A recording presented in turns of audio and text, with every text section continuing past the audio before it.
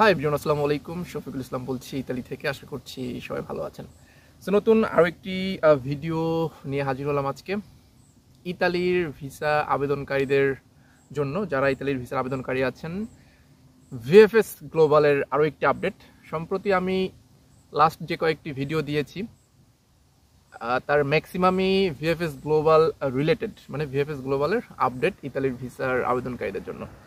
অন্য কোনো বিষয় আসলে তেমন একটা ভিডিও করা হচ্ছে না, বিকজ অফ টাইম, সময় হচ্ছে না, আর ইনফরমেশন আসলে নেওয়া হচ্ছে না। সেই জন্য আমি অন্যান্য বিষয়ে ভিডিও করতে পারছি না।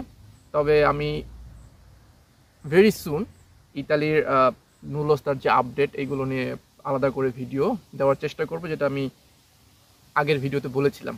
আচ্ছা, গত 13ই অগাস্ট, যদিও এটা 2 দিন আগের আপডেটটা আমি 2 দিন আগেই জেনেছিলাম, বাট সময় স্বল্পতার কারণে ভিডিওটা শ্যুট করা হয়নি। অনেকে ইতিমধ্যে জেনে গিয়েছেন, দ্যাট আই নো, বাট যারা জানেন না তারা আমার ভিডিওর মাধ্যমে জানবেন। আর যারা অলরেডি জেনে গিয়েছেন তারা ভিডিওটি এখান থেকে স্কিপ করতে পারেন। এই ভিডিওতে আপনাদের জন্য নতুনত্ব কিছুই নাই।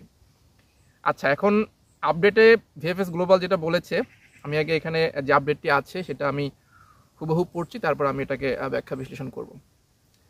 Italy visa applicants in Bangladesh are reminded that it is always possible to withdraw their visa applications and get their passports back from the embassy at any moment by sending an email to Italy VAC dhaka@vfsglobal.com.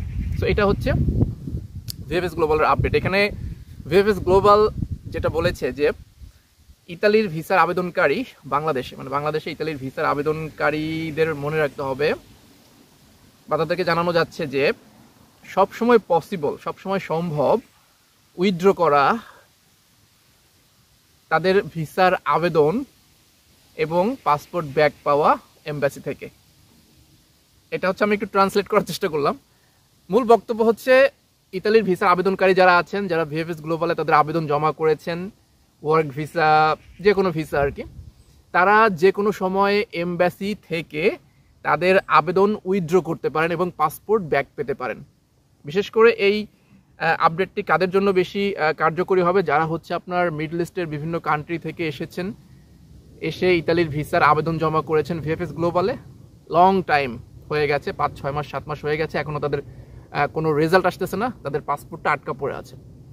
So তারা যে country থেকে এসেছিল middle ইস্টের, সেই কান্ট্রিতেও back করতে পারছে না, because of তাদের পাসপোর্টটি এমবাসিতে আটকা পড়ে আছে। সো তাদের জন্য এই আপডেটটি খুবই কার্যকর। তারা যদি মনে করেন যে না, আমি আর অপেক্ষা করব না, অনেক অপেক্ষা করা হয়ে গেছে, এখন যদি আপনারা চান আপনাদের পাসপোর্ট, আপনাদের যে ইতালির ভিসার আবেদন, সেটা উইথড্রোর জন্য আবেদন করতে পারেন এবং পাসপোর্টটি ব্যাক পেতে পারেন। আবেদনটা কিভাবে করবেন সেটাও তারা এখানে বলে দিচ্ছে। ইমেইল করতে হবে। ইমেইল তারা এখানে আইডি দিয়ে দিয়েছে, ইতালি ভ্যাক dhaka@vfsglobal.com। এই যে ইমেইল অ্যাড্রেস, এই ইমেইল অ্যাড্রেসে আপনার কাঙ্ক্ষিত ইমেইলটি করতে হবে।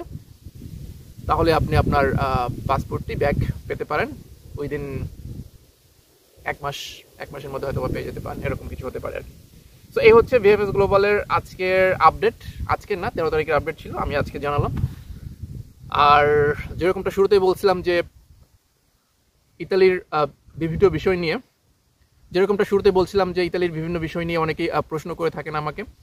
ইতালির নুলোস্তা মার্চে যে আবেদন হলো সেটার আপডেট কি, নুলোস্তা কি বের হবে কিনা, এখন কি নুলোস্তা বের হচ্ছে কিনা, 2023 ডিসেম্বরে যারা আবেদন করেছিলেন তাদেরকে নুলোস্তা উঠবে কিনা, এক্সেট্রা এইসব বিষয় নিয়ে অনেকেই প্রশ্ন করছেন। আমি ধারাবাহিকভাবে এইসব প্রশ্নের উত্তর দেওয়ার চেষ্টা করব সামনের ভিডিওগুলোতে। সো আজকের ভিডিও এই পর্যন্তই। যদি ভালো লাগে ভিডিওটি অবশ্যই লাইক করবেন এবং কমেন্ট করে আপনার মূল্যবান মতামত জানাতে পারেন, আর অবশ্যই ভিডিওটি বেশি বেশি শেয়ার করবেন। সো সবাই ভালো থাকুন, সুস্থ থাকুন। আল্লাহ হাফেজ, আসসালামু আলাইকুম।